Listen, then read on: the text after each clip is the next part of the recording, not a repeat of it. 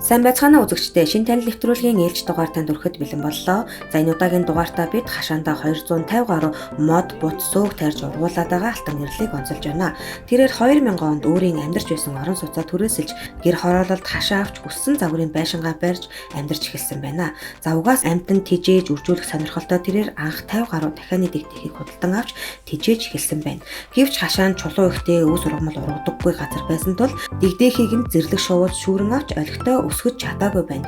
Иймээс хашаагаа зүлэгтэй өвстэй болох үүднээс 100 орчим нэр төрлийн жимсний мод авч ургуулan услаж арчиж эхэлжээ.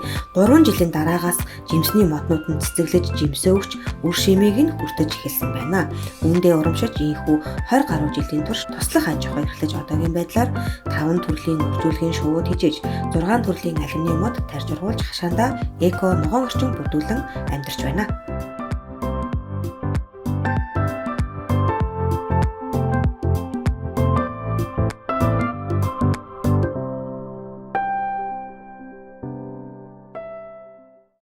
Манайх болохоор одоо 20 гаруй төрлийн одоо 200 гаруй мод байгаа. 250 мод ботны хэлсэн. Тэгээд 4-5 төрлийн шууд хийж байгаа. Энэ алюминий модод энэ жил одоо нийлээ бага яасан байгаа. Хураацсан байгаа. Энэ жилдээ багч орсон. Нийл хураацсан. 6 төрлийн алюмин байгаа. 10 хэдэн мод байгаа. Алюминий мод нь. Одоо 9 сарын 10-нд одоо болчихж байгаа юм чи алим одоо хураахад нийлээ өнгөрч ирэх шүү. Тэгээ сая хэд хоногийн өмнө хураац одоо үлдэгдэлний энэ давжаа алим бисрэг алим байгаа. Энэ талтай 3 төрлийн дахиад байна. Нугс байна. Тэгээ дандаа үржүүлгийн шуунууд дандаа үржүүлдэг байгаа. 20 онд хороолд гарч ирсэн шүү дээ. Тэгэхээр ч 22 жил мод тариад бол 18 жил болж байна. Тэгээд сүүлийн хэдэн жил одоо тэгээ алимнууд алим болохоор бас 18 жил болж байгаа. Тариад алим чавх байна. Тэгээд анхны моднууд нь болохоор ерөөсө бүгдийг эхэлж 1 жил бүгдийг шацарган алим чавх украинууд бөөрөлцгөн энтоор бүгдийг 1 жил тарьсан л та. Тэгэл алим чи 3 дахь жилээсээ жимсээ өгнө шүү дээ. Алим чавх гэдэг чинь ер нь бүх мод гэдэг юм даа. Тэгэл 3 дахь жилээс жимсээ авсан. Энэ хүмүүс нөгөө үржил хийхэд танд ярьдаг. Манайх ерөөс тандгүй. Тэрчгээр нургуулдаг болохоор ургац их аавна л да. Маас нодлоо энэ эрдэнтийн пестээр тавиал яасан шүү дээ. Тэгэл тэдний хэл эдийн мэдгүй юм. Сая 700 орчим төгрөг дансаар орсон байсан л да. Тэгээд данс руу гүйлгүүлээл хүмүүсээр өөрсдөр нь төвлгүүлээл 2 өдрийн дотор л хурааж ирсэн шүү дээ. Одоо бол яг хурааж байгаа мод бол энэ 8 алюминий мод шүү дээ. Тэгээд хураагааг дахиад зэмслэх болоог эргэжлээс зэмслэх иймэрхүү нэг цөөхөн 5-6 мод байгаа. Украинууд мөд бол 8 сард болчдөг юм. Цөөх хураацсан. Бөөрөлцөнийг бас 8 сард хураач шүү дээ. Тэгэл байжлаа. Тэгээ одоо юу яаж байгаа доос өгөрцөв ховн дээр тарьжгаад нарийн ногоо тарина. Юу тарина? Луун тарина, хөрм манжин тарина.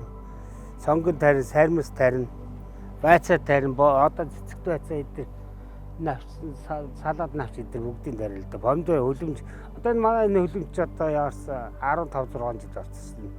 Хуучин цонхоор барьсан хөлөмж.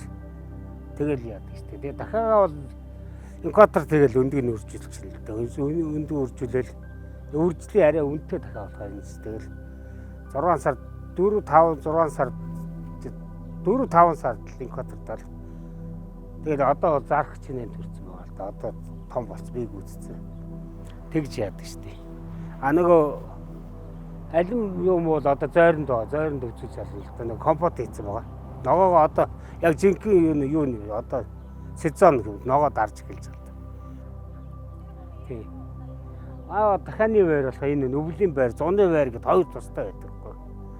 Энэ чинь нөгөө 3 төрлийн өөр дахиад. Тэгээд нугас байгаа. Нугасд 3хан нугастай байсаар 30 гаруй болцсон шүү дээ. Айгүй хурдан томордоо. Дахианаас илүү өндөлнө. Богс чинь. Жил 220 өндөг өгдөг нэг нугас тийм байдаг.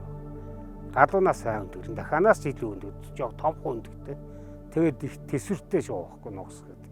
Башкар нугас гэдэг нугас байна.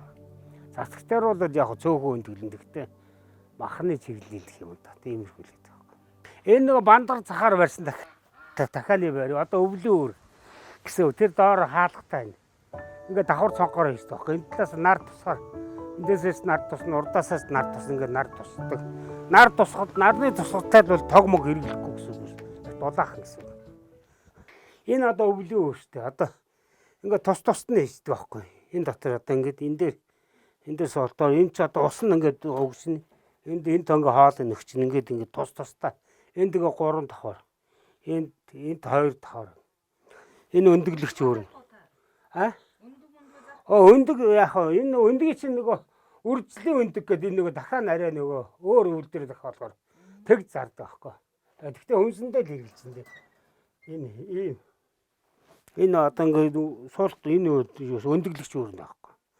Тэгээ энэ чинь ингээд тустай ингээд энэ дотор ингээд 5-5-аар нь гэж таахгүй.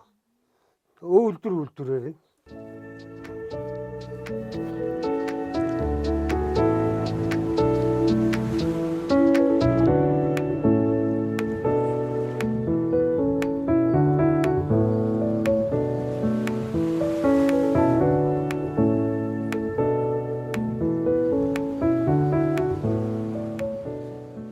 Одоо энэ ч манай чирээс машин зам хашааны болон болохоор машин зам явдаг тийм дагтарцсан юм ургадаг. Тэр зэрлэгч ургадаг. Тийм газараас шүү дээ. Тэгээ сүүлдээ мод тариад ахаа өөрөө ингээд доороосоо ингээд зүлэг нь ургаад зүүн ягаал навчин унаал тэгээл газар нөөрэ тэжээгдэг юм шиг тий. Энэ шууны сангас мангасан тэжээгдэг. Тэгээл одоо бол нэлийн үржил шимтэй болж. Манай энд ч угаасаа айгүй хадрах чодоо ихтэй газар шүү дээ. 20 сая хөрстэй тэгээд тэрнээс доош цагааш ороод таахгүй. Тэгэхээр чи тэр мод уруулахын тулд 60 сая ухдаг ч юм уу 50 сая ухдаг юм уу. Тэгээд хар шороог цагаан шороог нь авч хайчаад хар шороо хийж байгаа тэгжээс суулгал үржил шимтэй байна шүү дээ. Маахны усаа шийдэх эрдэнэт чи усны асуудал хамгийн хэцүү шүү дээ. Усаа чи худалдаж байгаа шүү дээ. 1 тонн ус чи одоо энэ зах зээлийн ханшаар бол 15 20 мянган төгрөг шүү дээ. Порт дээр очсон. Тэгээд тэр чи бензиндээс ороод тэгэхээр аргагүй 20 мянга гэдэг чинь 1 тонн усаж авч бол. Манай холгоо 5-6 тонны машинуудтай ярьж байгаа л тэгэл хавар бол 4-5 машин ус авдаг. Тэгээд тэрийг гадар дор явахстай тэрлүүгээ хийж байгаа л ослон. Тэгээд 7 сард бол услахгүй шүү дээ. 7-8 сард бороо орчин. 6 сард 5 сар 6 сард 2-д услчихад тэгээ бороотой залах шүү дээ. Эрдэнэ чи бороог сайн хардах газар. Эрдэнэтэр нь хамгийн сайн хөрстэй л газар гэж боддог шүү дээ. Одоо дархандынхаа хөрөөлөнгийн усаа дээр тэлдэг ийм гоё өрстэй газар. Танаа яс залах уу бид ч одоо хашаан дотн зөндөө зэрлэг ургацсан гэж. Маахс эхлээл тийм байсандээ сүүлдээ мод тариад ахаар өөрсдөндөө урамшаад тэгээд яадаг. Ногооч тарин, нот тарин, шууч тийж эхлээл шууд тийжсэн. Тэгээд сүүлдээ л ийм болсон л да. Энэ ойр хавийн хөрсүүч их орж ирж штэ. Тэгээд маахаас дорших судна бас манай энэ пүүжэгээ дүүрх вэ энэ оногийнхоо эдгээр чи бүгд мод тарьсан бүгд дагалдаа тэгээ биенээсээ торсон содлог кап ааш тас өөрийн дагж гарч байгаа. Надаас ч урамтай байдаг байхгүй тэр чи. Тэгээ бүгд ногоо дарна бас эдгээр чи. А бид нар тэднээс ч бас энэ баян онгороос ирсэн тэр авгаан суурууд мууруудыг заалгаж аваа штэ. Тэгээ манайхаас дандаа ногоо нэг алим чи бүр 50-60 хэлээр навдаг. Бөөний үнээр 50 алим тэг компот хийчих. Манайх болохоор тэгээд яг торсон судалцаал биендээ бас дэмжлэгтэй шүү дээ бас.